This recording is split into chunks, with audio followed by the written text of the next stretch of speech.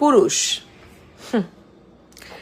পুরুষদের ধারণা যে সুন্দর পুরুষ, দেখতে হ্যান্ডসাম, সুঠাম দেহ, পকেটে অনেক টাকা, স্ট্যাবলিশড, এরকম অনেক ছেলেদের এরকম ধারণা থাকতে পারে যে আমি তো দেখতে সুন্দর, আমার কাছে টাকা আছে, আমি স্ট্যাবলিশ, তো আমার কাছে মেয়েরা আমার পিছনে পিছনে ঘুরঘুর করতেই পারে। এটা খুবই স্বাভাবিক একটা বিষয়, তাই না? যদি আপনারা ভাইয়েরা এই ধরনের চিন্তা করে থাকেন তাহলে টোটালি রং। একটা নারী যেমন টাকা পয়সাওয়ালা ছেলেদের উপর দুর্বল হয়, তার থেকে বেশি একটা পুরুষ যখন দায়িত্ববান,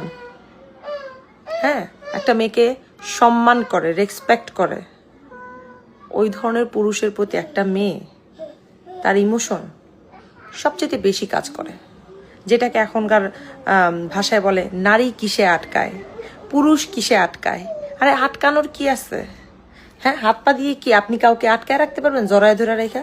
আপনার মন কিন্তু এখানে, আপনি এখানে বসে আছেন আর আপনার মন কিন্তু চলে গেছে সেই অনেক দূরে, আপনি জানেন না। সো আসলে এই মনটা যে কোথায় যেয়ে আটকা যায় সেটাই সবচেয়ে বড় বিষয়। একটা পুরুষ তার পকেটে অনেক টাকা থাকার পরেও একটা মেয়ে কি খোঁজে জানেন?